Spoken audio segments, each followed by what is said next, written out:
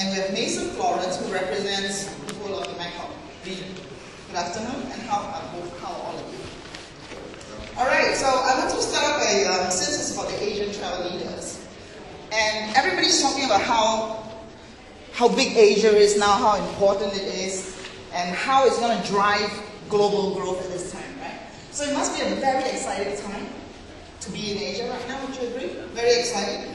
So can you tell the audience, succinctly, why for you personally it's such an exciting time to be working in the Asian travel industry right now? You want me to go? Sure. Yeah. As a Pacific Asia Travel Association, I think it's an exciting time because Asia is leading the way in tourism growth, both inbound as well as outbound. We have two big giants in Asia right now, as all of you know, China and India. They are the ones who are really, propelling the growth, but the others are really fine-tuning it. Singapore, for example, or Hong Kong, Korea. All these countries are really coming out of, into a boom time. And also the smaller countries like Myanmar, Laos, Cambodia, Sri Lanka, Nepal, in South Asia. All of them are really taking off in their own ways. There is more stability, political stability in the destinations now. So with that, it's really helping the growth of tourism, and as well as the people becoming more fluent, there's also a lot of outbound tourism. Earlier, PATA was doing only inbound to Asia and the Pacific Islands. Now we are focusing on two-way tourism, sending people out of Asia into Europe and the Americas as well. Okay, but as a travel journalist, and I'm sure most of you have also been observing Asia for a long time, we've all heard this before, haven't we? We've all heard that the Asia century is here. Asia's got lots of potential and promise. So what's different now than you think that it's for real? There's been a shift, a demographic shift in our region where we have 6 member countries, Cambodia, China, Laos, Thailand, Myanmar, and Vietnam.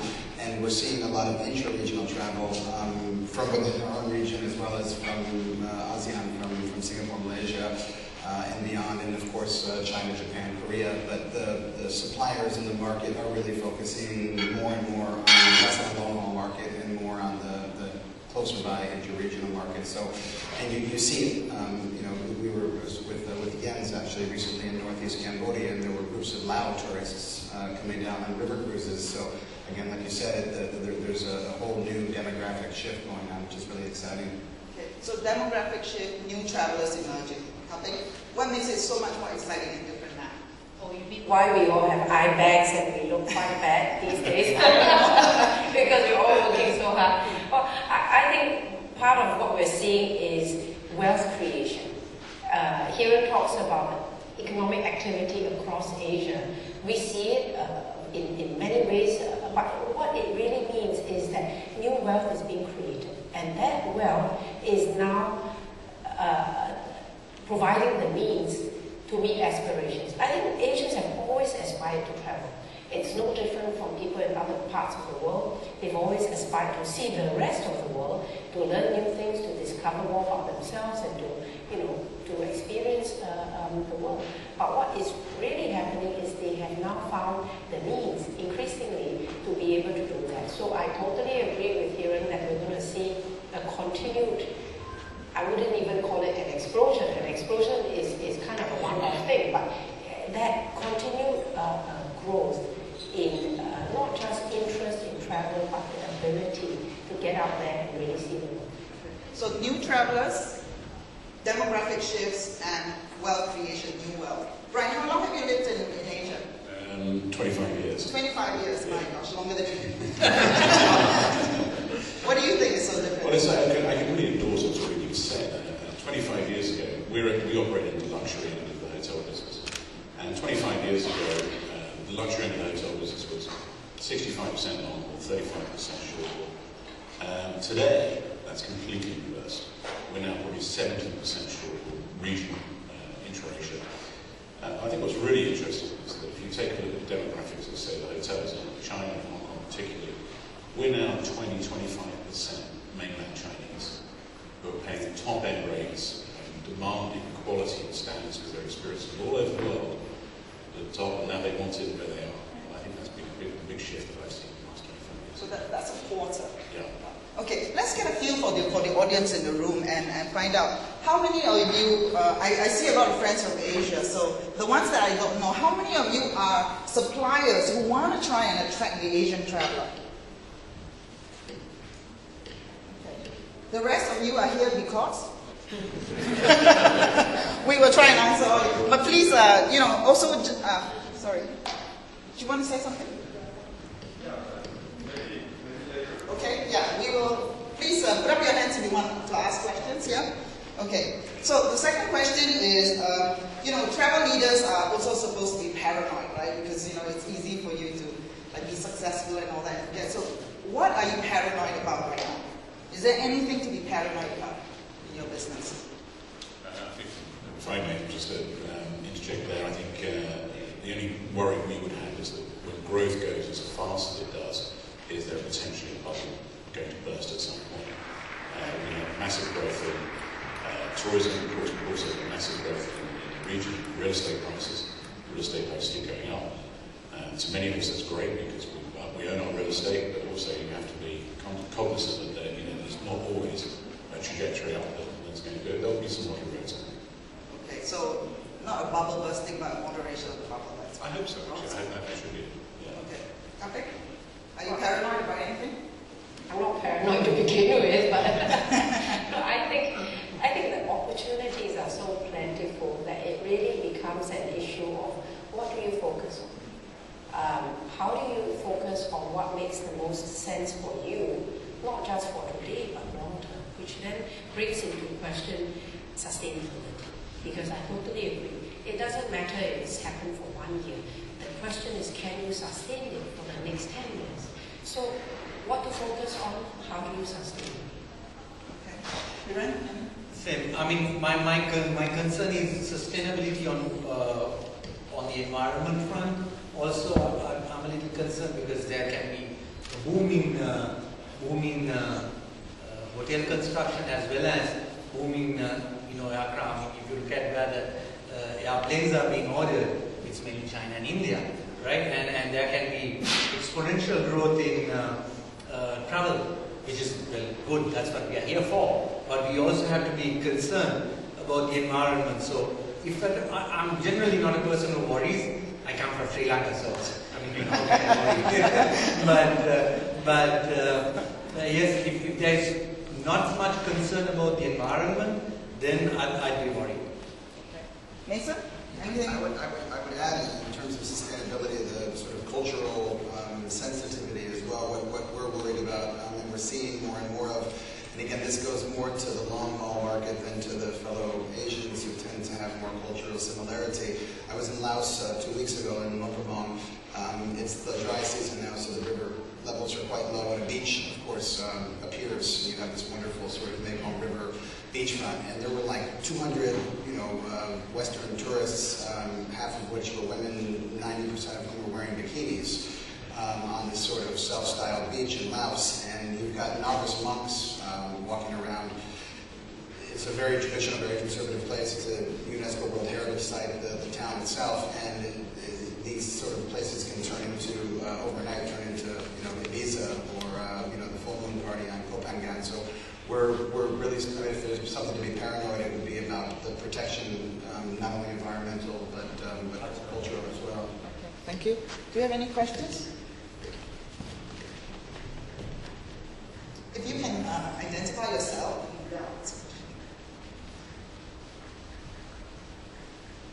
I'm from Colombia's tourism promotion agency, Pro Export.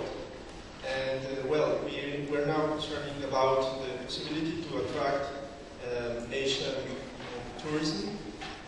In turn, we know it's not an easy task, but we acknowledge the Asian market that China is going to be the main outbound country by 2015.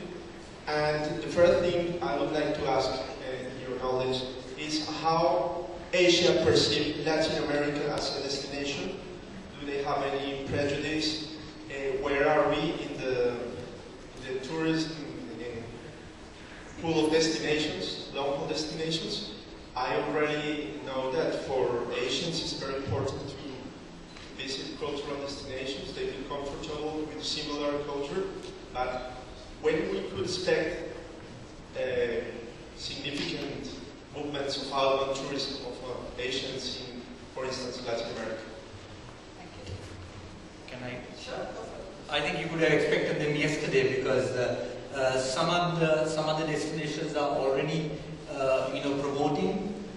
Like I can give you examples. Cuba, for example, has a tourism promotion officer in Beijing. Similarly, Argentina, Brazil, they have their representatives in China, and they just told me when I met them in another country that they are now going to open their offices in India as well. So already some of the bigger destinations in Latin America have started promoting in China and India, and I'm not sure whether in Singapore also I'm sure there is. And so what an association like ATA can do is teach you how to handle that business, how to handle the Indian traveler, how to handle the Chinese traveler.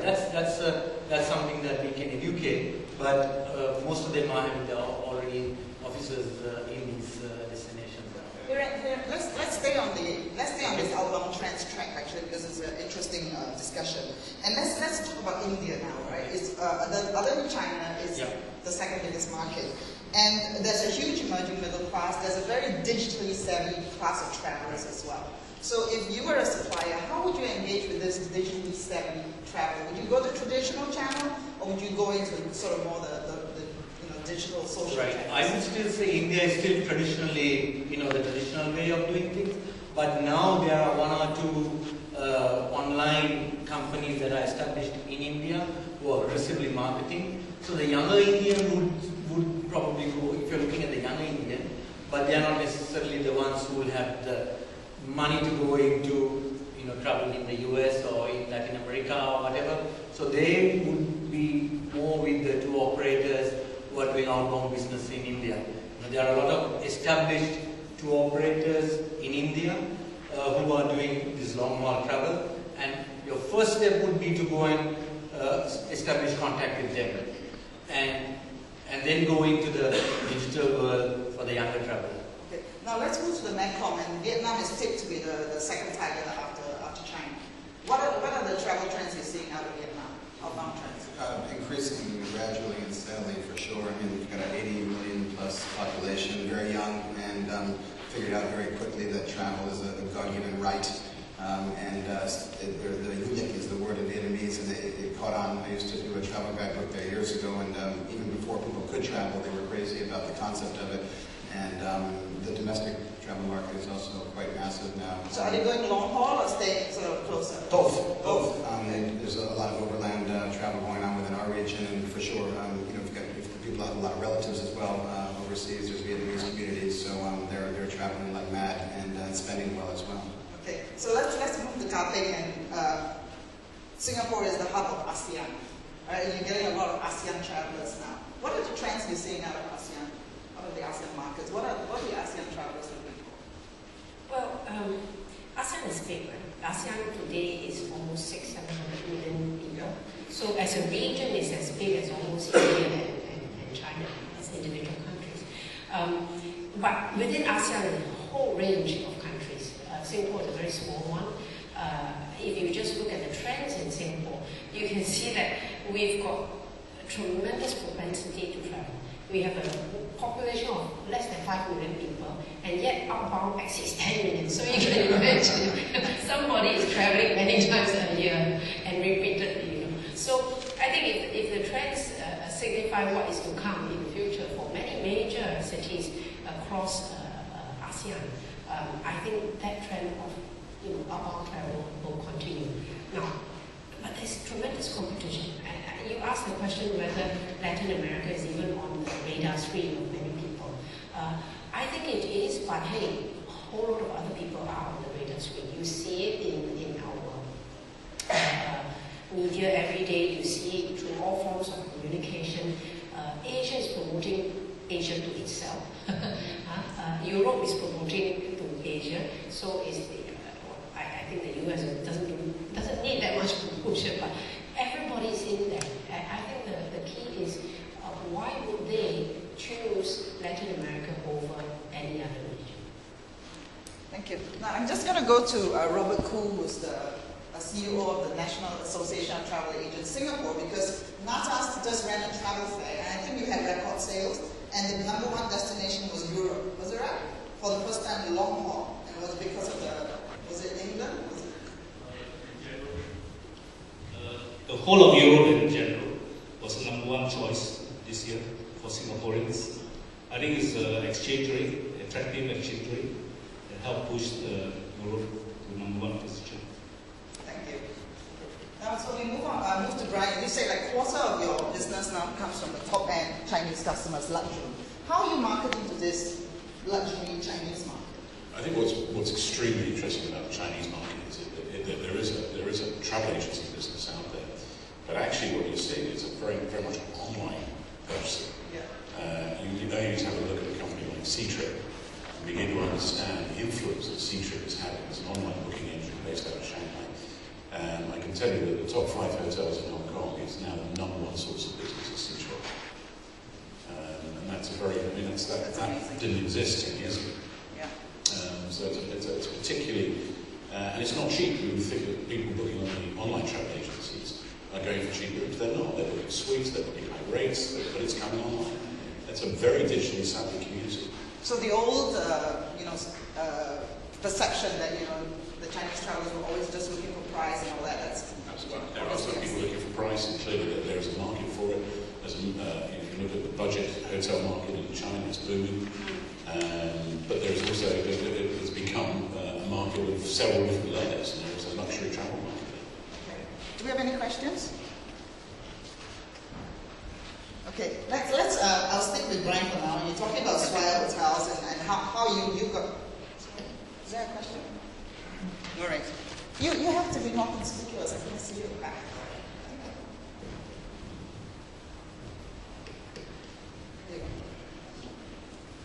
Mario Travel Business Analyst. There was one of the things about the Asian travellers was after the tsunami, it seemed they were very sensitive to concerns in the rest of the world. So I remember that the Chinese travellers, for instance, stopped going to Hong Kong because after the tsunami.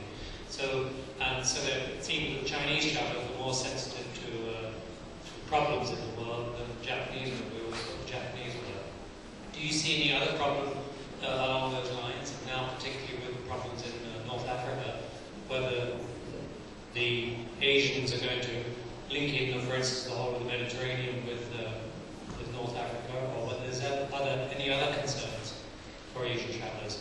And I presume also the sensitivity is related to the immature aspect of the market. They're not yet mature travellers. Thank you. Who wants to answer that? Well, I suppose the first comment I would have on that is there an Asian traveller? Because Asia is a hugely diverse region. We know what that means in numbers. It's almost 2.5 billion in terms of population, and the diversity of that region, I think, is tremendous at every level.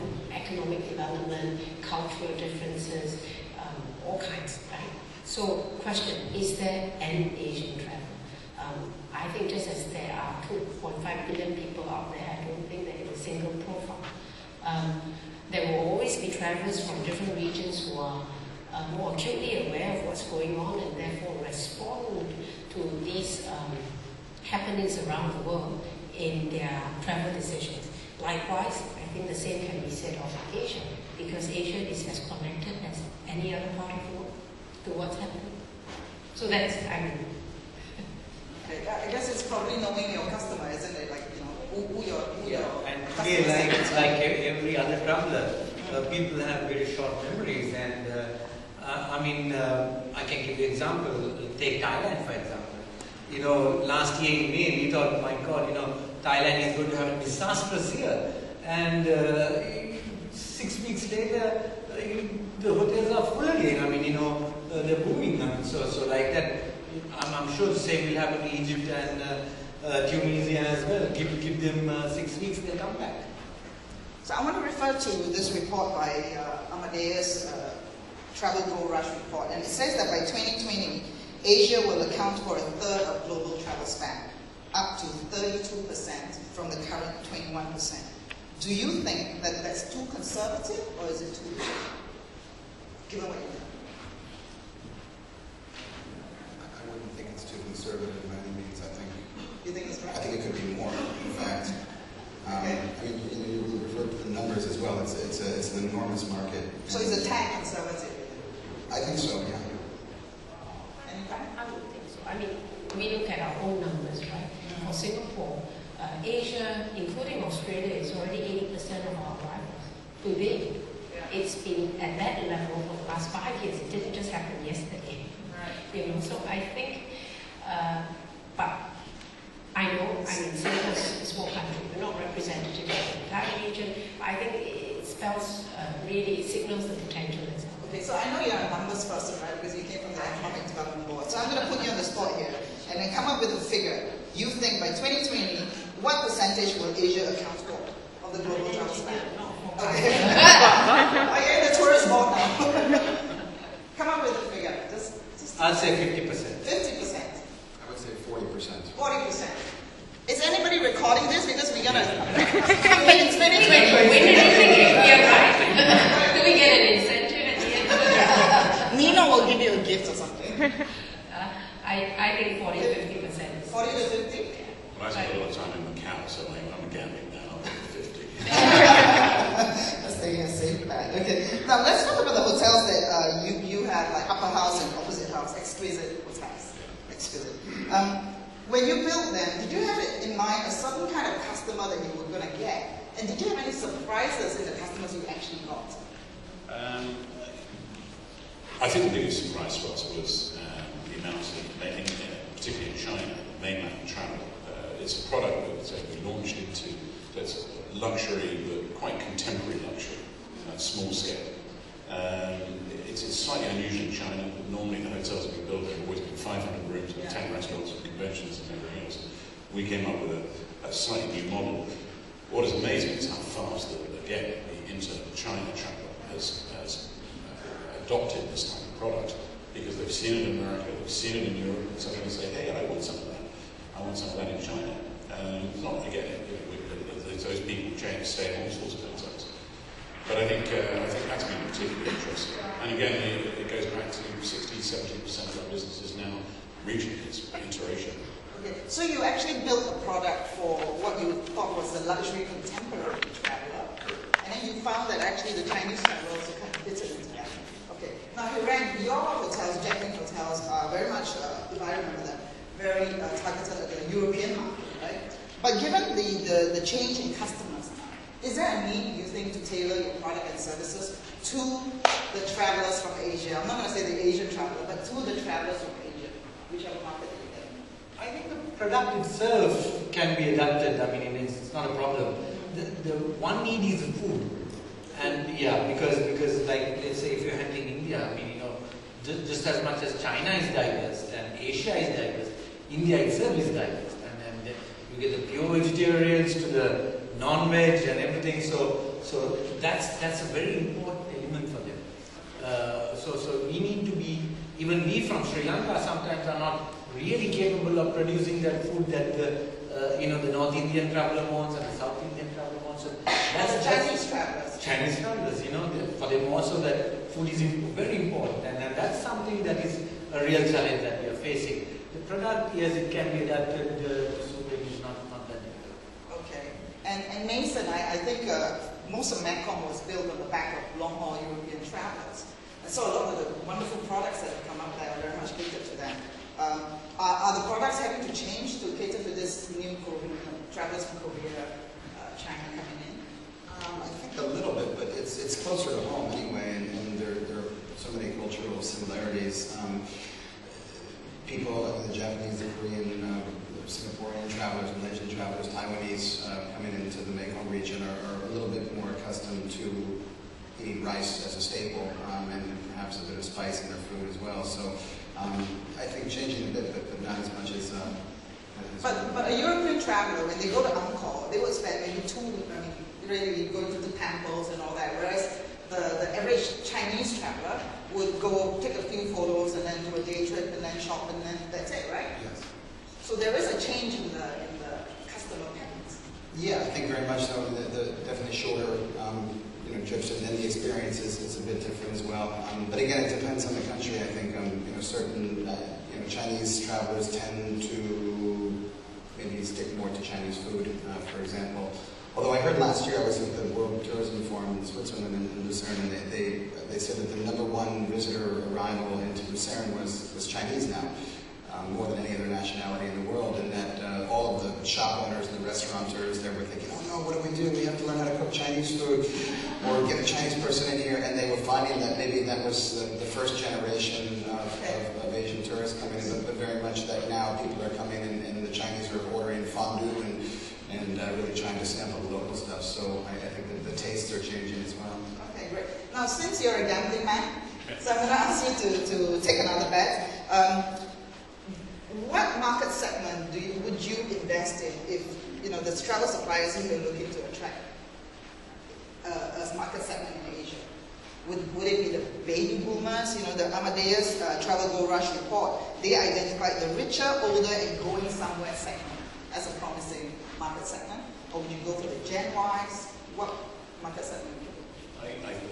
I'll focus on China rather than the rest of Asia. I would say, if you look at people below 40 in China, these are the ones that are traveling frequently. I think at any one time now there are 1 million Chinese students attending overseas universities.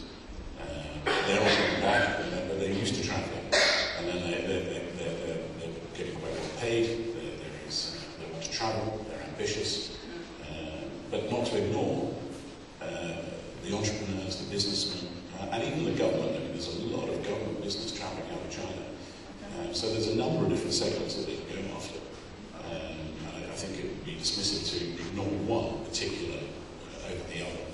Yes, but as Kaping says, you have to focus, right? Because maybe we don't have so much resources. I think it depends on your product. Okay. Whatever your product is, then you have to make sure you understand who it is you're trying to market to. If you're a luxury hotel in Paris or you're a budget hotel in Peru, who's that? Who is your market? You need to know the market, and all markets can be available to you from China. Kaping, I mean, Singapore had a spectacular year last year, right? And this year it looks like the growth will continue. So, what market segments are you betting on for Singapore over the next 5 years? Well, I'm with Brian. I think in the end the question is upon ourselves to ask what segments of needs can we best meet. In other words, if as a destination we believe that we can meet the needs of the business traveler, and I use Singapore as an example because we're connected, that's where the businesses themselves are located, that's where the opportunities are crafted and put together, then yes, we can meet their needs, and that would be the segment that we're after. So I think it comes back to what are we able to do for the visitor. Okay.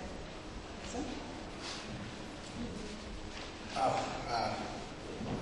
just thinking about Singapore as well. You have new products now as well, right? You have obviously these new sort of integrated resorts as well. I think in the Mekong region, and again, just going back to maybe to even the gentleman from Columbia's question, it's not so much the Chinese market specifically, or only we have a lot of for the Korean and the Japanese as well. I think maybe the younger travelers are the ones that we're looking at more, starting to travel more and starting to also. They're more driven by sort of social media as well. Now we're getting a lot of people coming, sort of blogger-inspired travel as well. Okay. So let's so travel leaders are supposed to be visionary. So are they? It's supposed to be. That's why you're out here. What's your one prediction you think for your segment of business? What's the one disruption that you think will happen to the business? Disruption? Well, I'm worried about the cost of fuel going up. Cost of what? avoid, because that's something that can, and then also some of the instabilities, the terrorism, those are the two areas that concerns me. Okay. I would, sort of picking up on Murray's point earlier, anything to do with the pandemic would be very worrying. Okay. Because particularly in Asia, of course, we've had two bouts of pandemics in the last 10 years, and both were pretty catastrophic towards us. Okay. But those are the things that we can't control, right? So what are the things that you think as leaders that you can control? But there are trends coming around the corner that's going to change our industry. What are those trends? Well, I think picking up on your point, social media, online presence, and understanding the distribution channels for booking. Okay. One other concern I have, I forgot to mention that, sorry for going back, is government taxation. Some governments can become greedy as well and, impose a lot of taxes. And that can also impact tourism. So that's, sorry, departure. Okay. Do you have any questions? Jeff Jarvis, Monash University in Australia. We're seeing increased growth of young Asian backpackers coming to our country. Of course, backpackers are very high yield business to us. Is this the tip of the iceberg? In 10 years' time, will we see young Asians travelling in the way that, say, young Germans go backpacking in Australia and other destinations around the world?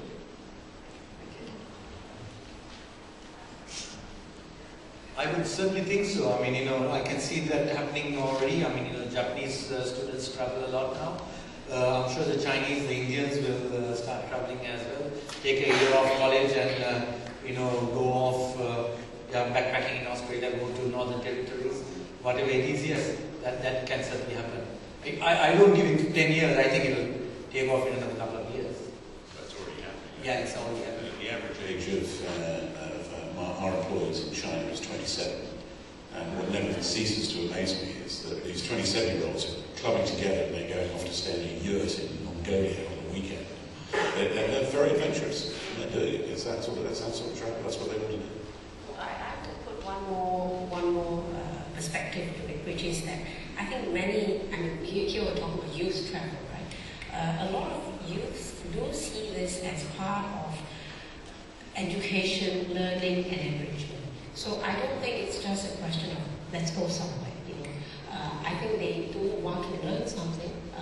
By being out there, we see a lot of schools in Singapore putting that as part of almost the curriculum, and encouraging the fact that you go out and see other parts of the world, but at the same time learn something from that travel. So volunteerism, I think it has been. Yeah. So for whatever reasons that they are out there to learn something about a new part of the world, to do something, why not? Yeah. Okay. Do you have any questions?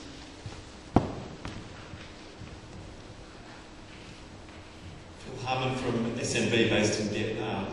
Do you see a potential clash happening though between the needs and aspirations of the Western tourists and also the local tourists, say the growing tourism out of Vietnam, China and Thailand, in terms of what they want? That it can be at either a destination level or at a product or hotel level. I think Mason, no? Was that directed at Mason, you think? Or anyone? Okay. I think, thanks Bill, I think it just adds more layers of the need for learning how to accommodate. We were talking about Pat being able to educate and perhaps bring people up to speed about dealing with Indian travelers versus Chinese travelers. Now, again, a very large outbound market coming out of Vietnam, out of Thailand. China's massive, India. It just means that we're needing, it's not so much a clash or a conflict, but there's a demand for people to learn more about different cultures and the different needs that the travelers have. Any other questions?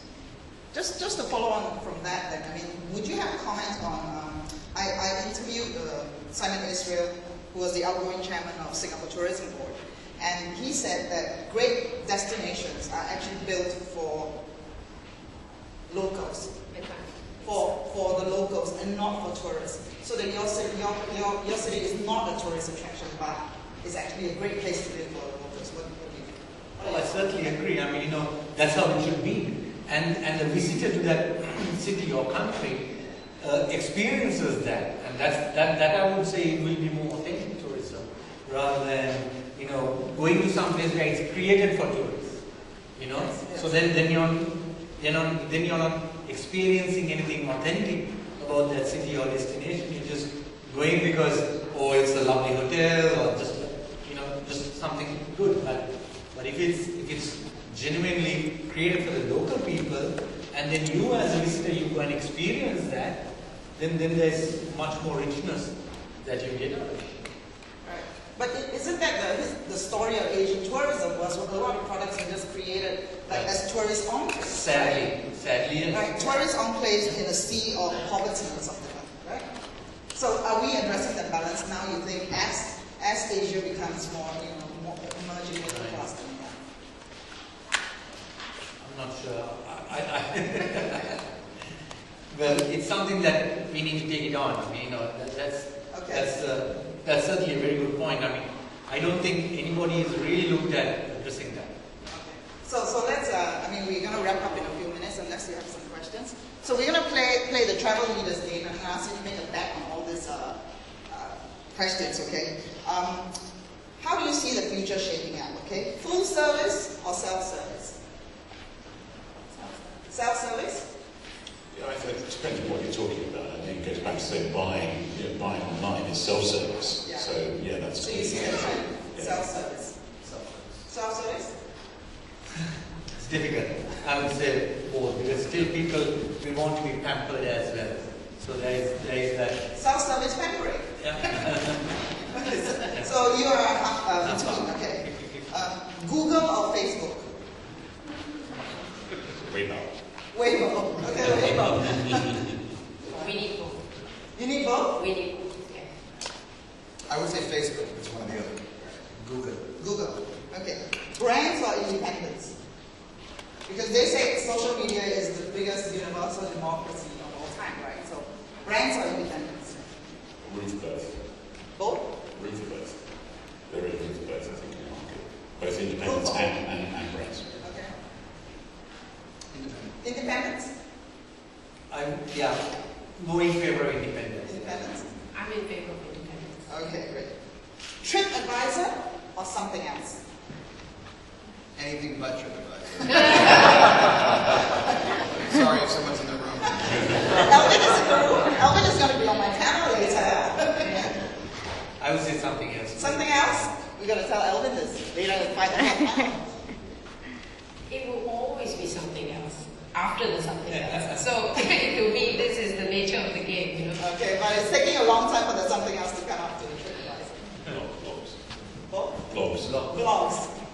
So personality-driven blogs, you think? Expert blogs? Okay, China or India? I know your answer. Both? China. I live close to India, I'd say 50-50. Okay, personal question, movie or book? Book. Movie. Book. So finally, travel leaders are supposed to be wise. What final word of wisdom would you like to share with the audience if they are thinking of entering Asia or they are now working within Asia and taking part in really, truly the most exciting time to be in the Asian travel and tourism industry? Well, if you come as a traveler, you got to read about Asia, read about the history, the culture, the people, the food, and enjoy it. Don't expect what you see in Europe or Americas to see in Asia, but just love what you get. That's my advice. I would say try to get ahead of the trends. People tend to enter the market. In our region, we've got 6 countries, and they'll go to sort of Thailand, and then when Vietnam becomes hot, they'll sort of jump on the Vietnam bandwagon. If I was looking at our region, I'd be looking at Myanmar, I'd be looking at these parts of southern China that very few foreigners are traveling in now and get a foot in, because things change incredibly fast.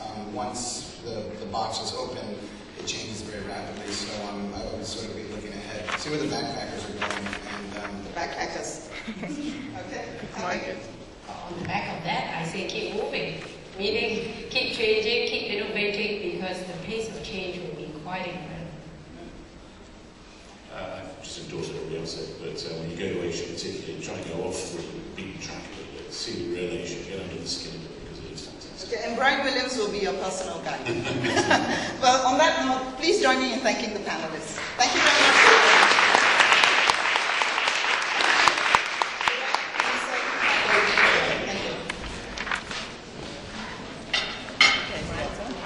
Yeah.